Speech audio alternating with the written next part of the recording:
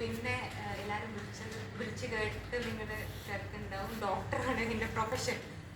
ഞാൻ ഈ സിനിമയിൽ വളരെ യാദൃച്ഛികമായിട്ട്, ലൈക്ക് അതിൻ്റെ തലേ ദിവസം വിളിച്ചിട്ട് എന്നോട് ജലീൽക്ക പറഞ്ഞു, അനശ്വര ഫ്രീ ആണോ? പറഞ്ഞു ആ ജലീൽക്ക ഞാൻ ഫ്രീ ആണ്, ഒരു പടമുണ്ട്, പിന്നെ ലാസ്റ്റ് മൊമെൻറ്റിൽ ആർട്ടിസ്റ്റിന് വേറെ കമ്മിറ്റ്മെൻറ്റ് ഉള്ളതുകൊണ്ട് അവർ പിന്മാറി. ഞാൻ പിന്നെ ജലീൽക്കനോട് എനിക്ക് നോ പറഞ്ഞിട്ടൊരു ശീലമില്ല. ജലീൽക്കൻ ആണ് എൻ്റെ ആദ്യത്തെ പടത്തിൻ്റെ DOP. അപ്പോൾ ഈ എല്ലാവരും പറഞ്ഞ പോലെ തന്നെ പുള്ളീൻ്റെ ഫ്രെയിമിൽ ഭ്രമിച്ചു പോയ ഒരാളാണ് ഞാൻ അത്ര കോൺഫിഡൻ്റ് അല്ലായിരുന്നു സിനിമയിൽ അഭിനയിക്കാൻ, അല്ലെങ്കിൽ എൻ്റെ ഫേസ് സിനിമയിൽ എങ്ങനെ ആൾക്കാർ ആക്സെപ്റ്റ് ചെയ്യും എന്നൊക്കെയുള്ള ഒരു ചിന്ത എനിക്കുണ്ടായിരുന്നു. ബട്ട് ജലീൽക്ക ഫ്രെയിം വെച്ചതിന് ശേഷമാണ് ഞാൻ വിചാരിച്ചത് പിന്നെ സ്ക്രീനിൽ കാണാൻ വലിയ കുഴപ്പമില്ല. അങ്ങനെയാണ് എൻ്റെ കോൺഫിഡൻസ് ഞാൻ ബിൽഡ് ചെയ്തത്. അപ്പോൾ പിന്നെ സെക്കൻഡ് ഫിലിം പുള്ളി വിളിക്കുമ്പം നോ പറയുക എന്നുള്ളത് എൻ്റെ ചിന്തയിലുള്ളൊരു കാര്യമില്ലായിരുന്നു. ദോ ഐ വാസ് ബിസി, ശരിക്കും തിരക്കാണെങ്കിൽ കൂടി ഞാൻ പറഞ്ഞു ജലീൽക്ക ഞാൻ ചെയ്യാം. അപ്പോൾ എന്നോട് പറഞ്ഞു നല്ല പെർഫോമൻസ് സ്കോപ്പുള്ള ക്യാരക്ടറാണ്. അപ്പോൾ ഡയറക്ടർ എന്നോട് പറഞ്ഞു ചെയ്യാൻ പറ്റുകയാണെങ്കിൽ ചെയ്യുക, ഇല്ലെങ്കിൽ ഇത് ഭാഗ്യമുള്ള ആരെങ്കിലും വന്ന് ചെയ്തിട്ട് പോകും.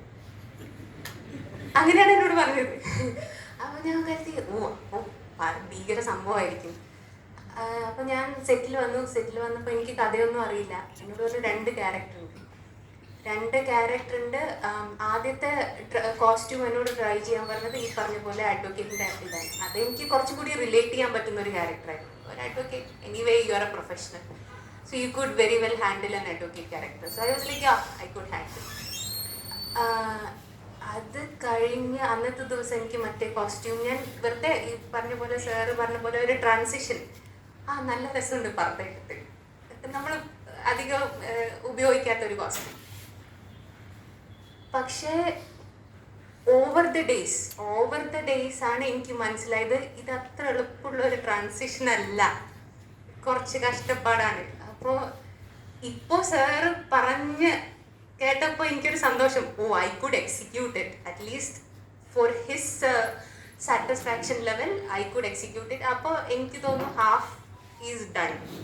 ഒരു ഡയറക്ടർ ആഗ്രഹിച്ച പോലെ ഒരു ട്രാൻസിഷൻ ഒരു ആർട്ടിസ്റ്റിന് ചെയ്യാൻ പറ്റുകയാണെങ്കിൽ ഐ തിങ്ക് ഓക്കെ, ഈ പറയുന്ന പോലെ ഒരു 60% ഞാൻ ചെയ്തു എന്നൊരു വിശ്വാസം എനിക്കിപ്പോൾ തോന്നുന്നു. ബാക്കി നമുക്ക് ഫിലിം കാണുമ്പോൾ തീരുമാനിക്കാം ബാക്കിയുള്ളവരുടെ അഭിപ്രായം എന്താണ്. ഒരുപാട് നന്ദിയുണ്ട് ജലീൽക്കനോട്.